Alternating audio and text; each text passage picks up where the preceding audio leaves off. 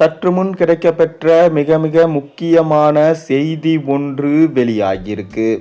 உதயநிதி அவர்களின் எம்எல்ஏ பதவி பறிப்பு. உதயநிதி அவர்கள் நடந்து முடிந்த சட்டமன்ற தேர்தலில் சேப்பாக்கம் தொகுதியில் வெற்றி பெற்று தற்போது திமுகவின் எதிர்க்கட்சி தலைவராக இருக்கிறார். தொடர்ந்து உதயநிதி அவர்கள் அவரது தொகுதியில் தோல்வியை தழுவுவார் என்றுதான் மக்கள் எதிர்பார்த்தார்கள். ஏனென்றால் சென்னையே திமுகவின் கோட்டையாக இருந்தபோது ஒட்டுமொத்தமாக சென்னை தாவேகாவின் கோட்டையாக மாறியது. அதில் உதயநிதி தப்பித்து விட்டார். ஆனால் ஸ்டாலின் கொளத்தூரிலே தோல்வியை தழுவினார். தொடர்ந்து சட்டசபைக்கு கூட செல்ல முடியாத சூழலை மக்கள் ஸ்டாலினுக்கு வழங்கினார்கள். ஆனால் உதயநிதி தான் திமுகவின் எதிர்காலம் என்பது போல அவர் கையில்தான் ஒட்டுமொத்த பொறுப்புகளும் கொடுக்கப்பட்டிருக்கிறது. ஆனால் விஜய் அவர்கள் கேட்ட ஒரே ஒரு கேள்வி, பார்ட்டி ஃபண்ட் என கூறியதற்கே சட்டசபையிலிருந்து ஓட்டம் பிடித்தார் உதயநிதி. மேலும் தமிழ்நாட்டில் உதயநிதி அவர்கள் முதல்வராக வேண்டும் என்றுதான் கோபாலபுர குடும்பம் மிக பெரும் முயற்சிகளை செய்தது. ஆனால் தற்போது சேப்பாக்கம் தொகுதியில் பணத்தை கொடுத்துதான் உதயநிதி அவர்கள் வெற்றி அடைந்தார் என்பதையும் தற்போது புதிதாக நீதிமன்றத்தில் வழக்கு ஒன்று தொடுக்கப்பட்டிருக்கு. இந்த வழக்கில் உதயநிதி அவர்கள் நேரில் ஆஜராக வேண்டும். ஏனென்றால் இது சாதாரண வழக்கு கிடையாது. உதயநிதி அவர்கள் சேப்பாக்கம் தொகுதியில் சுமார் 150 கோடி வரை செலவு செய்திருக்கிறார். தேர்தல் ஆணைய விதிமுறைகள் கிட்டத்தட்ட 10 லட்சத்துக்கு உள்ளதான் செலவு செய்ய வேண்டும். ஆனால் சுமார் 150 கோடி வரை செலவு செய்தது. அதன் மூலமாக தான் அவர் வெற்றியை பெற்றுள்ளார். மக்கள் உதயநிதியும் திமுகவும் வேண்டாம் என்று ஒதுக்கிவிட்டார்கள். ஸ்டாலின் அவர்கள் கொளத்தூரில் தோல்வியை தழுவியது போலதான் உதயநிதியும் சேப்பாக்கம் தொகுதியில் தோல்வியை தழுவ வேண்டும். ஆனால் அவர் கொடுத்த பணங்களால் தான் அங்கு வெற்றியடைய வைத்தது. மேலும் உதயநிதி அவர்கள் சேப்பாக்கம் தொகுதியில் உள்ள ஊர்களில் எல்லாம் பணங்களை கொடுத்து திமுகவின் மாவட்ட நிர்வாகிகளை வைத்து பணப்பட்டுவாடா செய்ததற்கான ஆதாரங்கள் தற்போது நிர்வாகி ஒருவர் தாவேகாவை சார்ந்த ஒருவர் நீதிமன்றத்தில் முறையிட்டிருக்கார். இதனால் உதயநிதி அவர்கள் நீதிமன்றத்தில் ஆஜராக வேண்டும், இல்லை என்றால் அவரது பதவி பறிக்கப்படும் என்பதற்கு ஏற்ப சமூக வலைதளங்களில் தற்போது செய்திகள் வெளிவந்திருக்கிறது. மேலும் நடந்து முடிந்த சட்டசபை தேர்தலில் கொளத்தூர் தொகுதியில் தோல்வியடைந்த மு.க. ஸ்டாலின் தற்போது சட்டமன்ற உறுப்பினர் கூட இல்லாமல் வீட்டில் முடங்கியிருக்கிறார். அவ்வப்போது கல்யாண நிகழ்வுகளில் தங்கள் மனக்குமுறலை கொட்டி வரும் மு.க. ஸ்டாலினை மேலும் உசுப்பேத்தும் வகையில் அமைந்து வருகிறது முதல்வர் விஜயின் பேச்சுகள். அதாவது உசுப்பேத்துறவங்கிட்ட உம்முனும் கடுப்பேத்துறவங்கிட்ட கம்முனும் இருந்தா வாழ்க்கை ஜம்முன்னு இருக்கும் என்று சிஎம் விஜய் சினிமாவில் வசனம் பேசியிருப்பார்.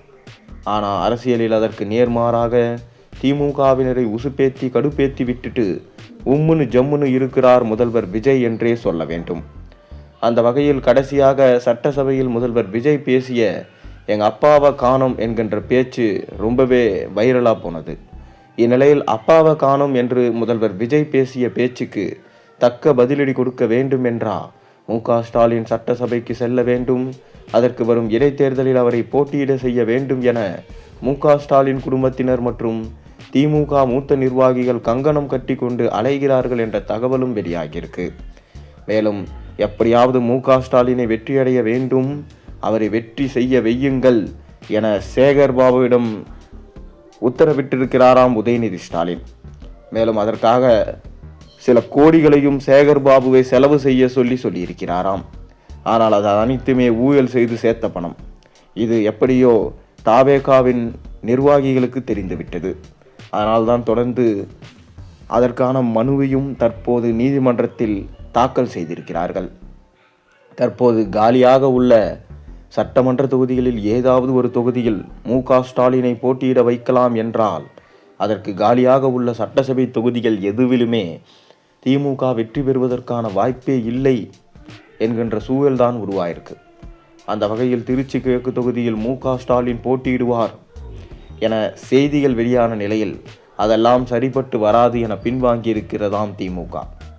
இதனைத் தொடர்ந்து துறைமுகம் தொகுதியில் சேகர்பாபு தாமாக முன்வந்து, நான் ராஜினாமா செய்கிறேன், தலைவர் இந்த தொகுதியில் போட்டியிடட்டும், வெற்றி பெற்று அவரை சட்டசபைக்கு அனுப்ப வேண்டியது என்னுடைய கடமை என முதல்வர் குடும்பத்திடம் தெரிவிக்க, நீங்கள் தானே சட்டசபை தேர்தலுக்கு முன்பு கொளத்தூர் தொகுதியில் எளிதாக வெற்றி பெற்று விடலாம், அதனால் தொகுதி மாற வேண்டாம் என்று சொன்னது என பதிலுக்கு சேகர்பாபுவுக்கு செமடோஸ் விழுந்திருக்கிறது மு.க. ஸ்டாலின் குடும்பத்திலிருந்து.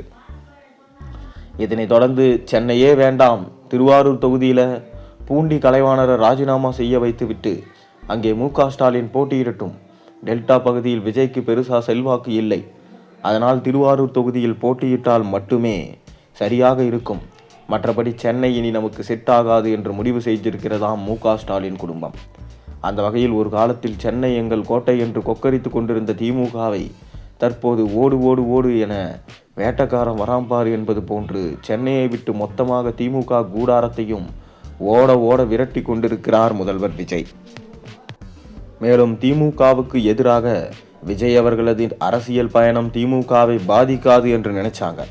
ஆனால் தேர்தல் முடிவுகளின் போதுதான் உண்மையான எதிரி யார் என்பது திமுகவிற்கு நன்றாகவே புரிந்தது. மேலும் எங்கே தொங்கு சட்டசபை வந்துவிடுமோ என்ற காரணத்தால் எப்படியாவது உதயநிதி அவர்களை அமைச்சராகவோ துணை முதல்வராகவோ வரவைத்துவிட வேண்டும் என முயற்சியில் திமுகவின் கோபாலபுர குடும்பம் உதயநிதி அவர்கள் கொடுத்த அந்த அழுத்தத்தின் காரணமாக எடப்பாடி பழனிசாமியோட பேச்சுவார்த்தை நடத்தக்கூடிய அளவிற்கு உருவானது. இதை கனிமொழி அவர்கள் அனுமதிக்க மாட்டேன், அப்படி மீறி அதிமுகவின் தலைமையில் தாவேகாவை எதிர்த்து திமுக கூட்டணி வைத்தால் நிச்சயம் நான் தனது ஆதரவாளர்களுடன் புதிய கட்சியை தொடங்க சூழல் உருவாகும் என எதிர்ப்புகளை தெரிவித்தார். அதன் காரணமாக தான் எடப்பாடி பழனிசாமி அவர்களுக்கு ஆதரவளிக்க மாட்டேன் என்று பின்வாங்கினார் மு.க. ஸ்டாலின். ஆனால் உதயநிதி அவர்களோ எதிர்க்கட்சி தலைவராக சட்டசபைக்கு சென்றார். ஆனால் மக்களின் பிரச்சனைகளை பற்றி பேசினாரா? இல்லை. மக்களின் நலத்திட்ட பற்றி பேசினாரா? கிடையாது. கோபாலபுர பெருமைகளை பற்றியும் மு.க. ஸ்டாலின் பற்றியும் தான் உதயநிதி அவர்கள் பேசினார். மேலும் தாவேகாவின் அமைச்சர்கள் திமுகவின் ஆட்சியில் முறைகேடுகள், சட்ட ஒழுங்கு, குறிப்பாக கடனை பெற்று அதை திட்டங்களுக்கு ஒதுக்கீடு செய்யாமல் அவர்களது சொந்த குடும்பத்திற்கு சொத்தாக மாற்றியது என உதயநிதி மீது அடுக்கடுக்கான குற்றச்சாட்டுகளை சட்டசபையில் முன்வைத்ததால் சட்டசபையிலிருந்து உதயநிதி அவர்கள் ஓடும் நிகழ்வும் நம்மால் பார்க்கப்படுகிறது. தொடர்ந்து உதயநிதி அவர்களின் எம்எல்ஏ பதவியை பறிக்க வேண்டும் என்று ஒரு சிலர் நீதிமன்றத்தை நாடியிருப்பதும், நீதிபதி இதற்கான தகுந்த ஆதாரங்கள் இருக்கக்கூடிய பட்சத்தில் உதயநிதி அவர்கள் நீதிமன்றத்தில் நேரடியாக வந்து ஆஜராகி இதற்கு விளக்கங்களை கொடுக்க வேண்டும் என்று நீதிபதி உத்தரவை பிறப்பிச்சிருக்கிறார். இது அரசியல் வட்டாரத்தில் பெரும் அதிர்வலைகளை ஏற்படுத்தியிருக்கு. நீங்கள் என்ன நினைக்கிறீங்க? உங்கள் கருத்துக்களை மறக்காமல் கீழே கமெண்ட்டில் சொல்லுங்கள். மேலும் சேனலுக்கு லைக் பண்ணுங்கள், சப்ஸ்கிரைப் பண்ணுங்கள், ஹைப் பண்ணுங்கள்.